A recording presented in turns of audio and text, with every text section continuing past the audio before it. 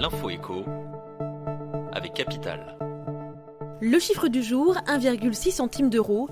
C'est l'augmentation moyenne du prix du litre de gasoil en France depuis le 5 janvier.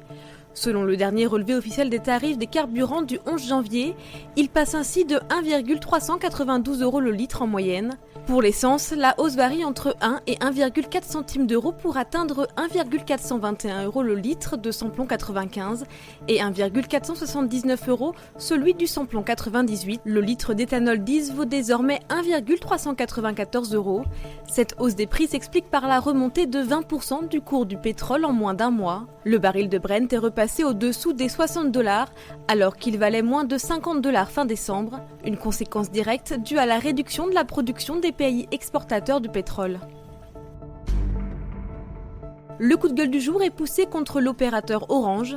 Claire Scoton, l'ex-directrice adjointe du cabinet de la ministre du Travail, Muriel Pénicaud, a été nommée à l'un des plus hauts postes de l'entreprise. Contacté par Capital, Sébastien Grosier, le président de la CFE-CGC Orange, dénonce une prise de fonction non réglementaire. Selon lui, le poste n'a pas été proposé en interne, comme l'oblige la Convention collective nationale des télécommunications. Il estime également que Claire Scoton n'a pas les compétences requises. Autre point sujet à la polémique, le fait que son salaire soit 3 fois plus élevé que celui qu'elle touchait au ministère du Travail, toujours à en croire le syndicat. De son côté, Orange n'a pas souhaité faire de commentaires.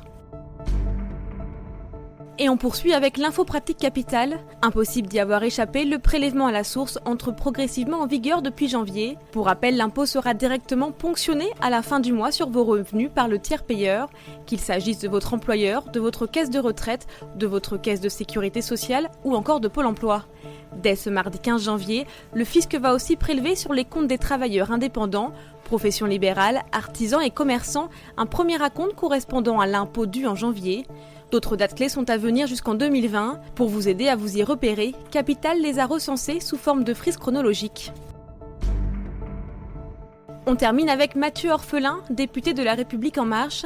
Interviewé par Capital, ce dernier se dit prêt à baisser sa rémunération de 500 €.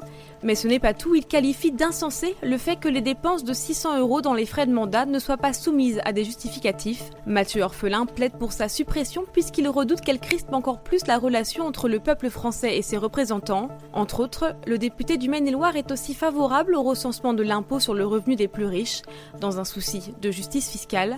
Retrouvez l'ensemble de l'entretien sur capital.fr.